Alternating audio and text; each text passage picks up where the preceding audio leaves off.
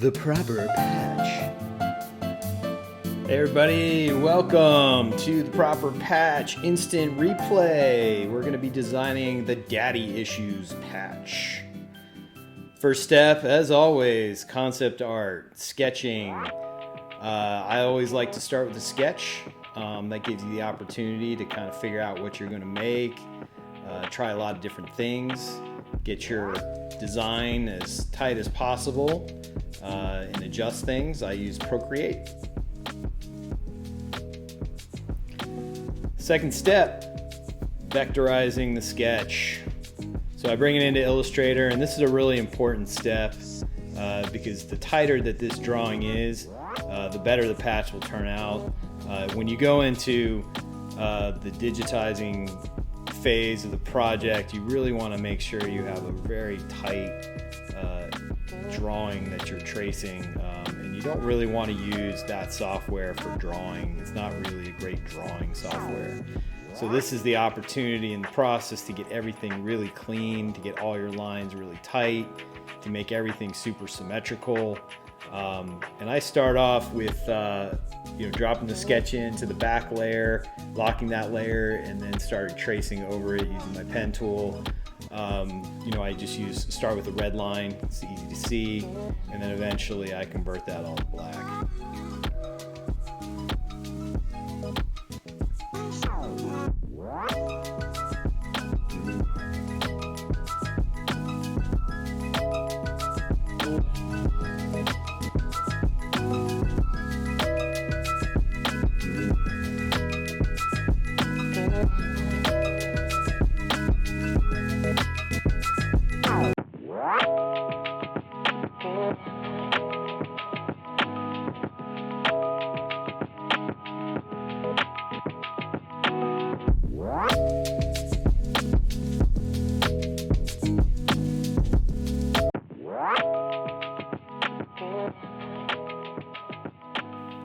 Next step, coloring. So what I do is I bring in my sketch, make a swatch of each one of the colors that I've already selected so I can easily use my eyedropper tool to color things in, create a layer behind my original outline, and then I just start filling things in with the different colors. I start with all the solid colors first, and then eventually work my way into the shadows and into the different details to really kind of add dimension to the drawing. And that's the final step.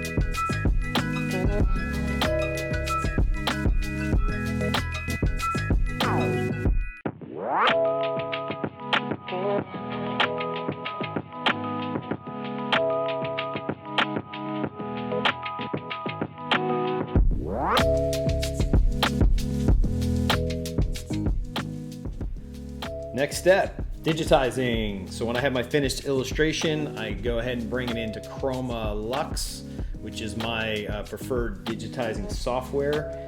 I really love this software. It feels the most like a design program, feels most like what I'm used to. I tried a bunch of different kinds, and I really like the capabilities and the tools and the features of this software a lot. So I really highly recommend it. So once I have my illustration in, very similar to what I do with Illustrator, I start tracing it. you know, the tools are a little different, but the process is very similar. Start with the darkest at the top and go ahead and outline and create all your black outlines using the steel tool. I usually set that at between 1 and 2.0 as far as the width in millimeters. That gives me a really nice outline and detailed lines for the entire drawing. And I've tested out a lot of different widths and sizes, and that one definitely works the best, and I get the best results out of it. But what's really important is when you have all of your outlines complete, you kind of lock that layer away, and you kind of move on to the coloring stuff. You don't really want to mess with that too much, because that's going to be your top printing layer. That's going to be the layer at the top after all the coloring is complete. That's going to provide all the detail and the outline of the whole drawing. All right, now it's time to fill in the colors. So I use my fill tool, and I just select some colors from the palette that look pretty close to what I'm eventually going to pick as my final threads, but it's not really important to pick the colors inside the software. You can pick those colors later on. I'll show you how to do that in a minute. But you just want to get the general idea of what the final piece would look like. And I usually start picking the darker colors and doing those first and having them as the top layer, and then working my way down into the lighter colors as kind of the background layers. And then that way the darker colors print on top of the lighter colors, and then you don't have any bleed through, which also helps to make the design look a lot tighter once it gets printed.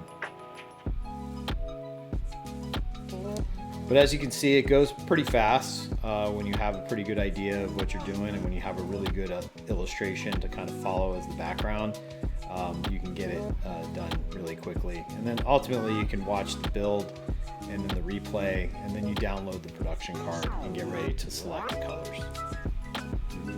All right, color selection, probably the part I hate the most about this entire process, but I use Madeira threads, poly neon 40 count. I have a thread card there you can kind of see, and really with the production card and my iPad out, my original color selections, you know, you just kind of do your best job to kind of match them up and put them next to each other. But because thread has such a different texture to it than like a Pantone or picking things on the computer screen, it's really tricky to get the exact matches of what you're really trying to go for, especially when you have like tones that are slight variations of each other. It's you know, kind of a hit or miss situation.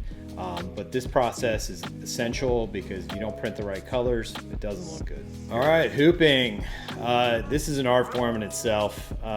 You know, to really get the best print, you're gonna need a really good hoop. And through a bunch of trial and error, I kind of developed this for patches. So you got 2 pieces of thick cutaway black backing, and then you spray it together with some adhesive spray, some fabric adhesive spray, and then use a twill cloth on the top, and that really gives a lot of stability, gets a lot of nice thickness for your patch. And then you got to get the hoop really, really tight. You can see me, I put a lot of weight on it there, tighten it at the end, and then push it through even a little bit more to get it super, super tight so there's not any bending. Give it a little tap, bottom and top, make sure it's really tight, and that's a good hoop. All right, now it's time to start threading your machine with all the different colors that we picked before.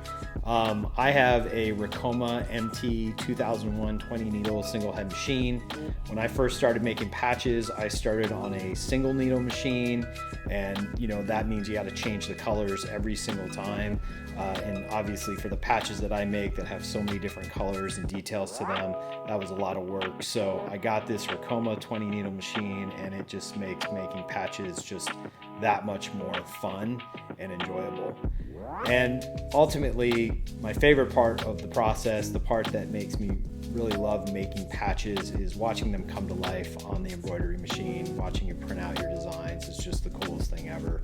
And you can really see all the design decisions that you made. And you know, sometimes it takes a few different tries to get it right, but you know, that's the nature of the process. So I think with this patch, I think I printed it maybe 3 or 4 times to get all the details correct.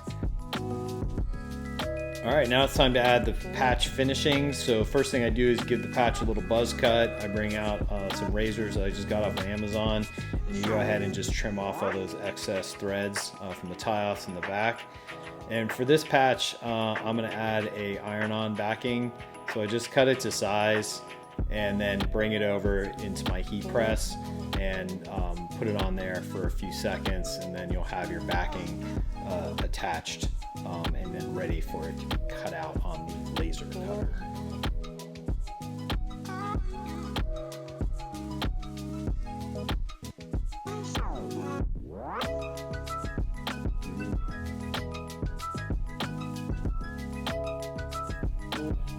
So the final step in the process is cutting out the patch. And I use a desktop laser cutter called Beamo, and it works really, really well for patches that are a little bit more complicated. Obviously, if it's a simple patch like a circle or a simple shape, using scissors is fine, or using a heat knife will work really well. But as my patches got a little bit more complicated, and I really wanted that finished look to them, I went and got this laser cutter. And once again, I wouldn't use it for production, but for prototypes, it works really well, and the software is very intuitive. But it basically takes a picture of your patch right there on the laser cutter, so you know exactly where the laser is going to hit. And it also works with Illustrator, so I can use the Illustrator tools to create my outline, and then I can bring it back into the Beamo Studio, and then basically just replace it over the photo, and then it's ready to go ahead and cut out.